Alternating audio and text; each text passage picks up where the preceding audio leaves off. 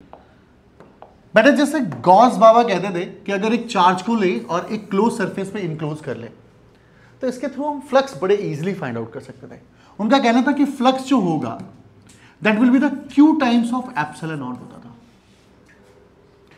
वहीं पर एक स्टेटमेंट कहा गया कि अगर इस गॉसियन सरफेस पे, इस क्लोज सरफेस पे अगर हम डायपोल को क्लोज कर दें तो जब डायपोल को क्लोज करेंगे तो डायपोल में क्या होगा, एक पॉजिटिव चार्ज और एक नेगेटिव चार्ज होगा। और डायपोल में एक पॉजिटिव चार्ज और एक नेगेटिव चार्ज होगा तो उस डायपोल का जो फ्लक्स होगा दैट विल बी जीरो, क्योंकि जो टोटल चार्ज होगा, एक प्लस का चार्ज और एक माइनस का चार्ज है, वो दोनों के दोनों एक दूसरे को क्या कर देंगे, कैंसिल कर देंगे। तो नेट चार्ज की वैल्यू जीरो हो जाएगी तो फ्लक्स की वैल्यू जीरो हो जाएगी।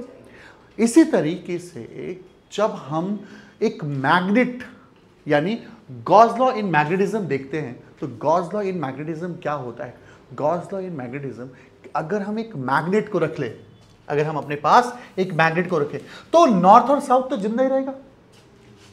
मैग्नेट को अगर हम एक गॉसियन सरफेस पे क्लोज करें तो उसमें नॉर्थ पोल और साउथ पोल तो रहेगा, नॉर्थ पोल और साउथ पोल तो रहेगा ना मेरे बच्चे।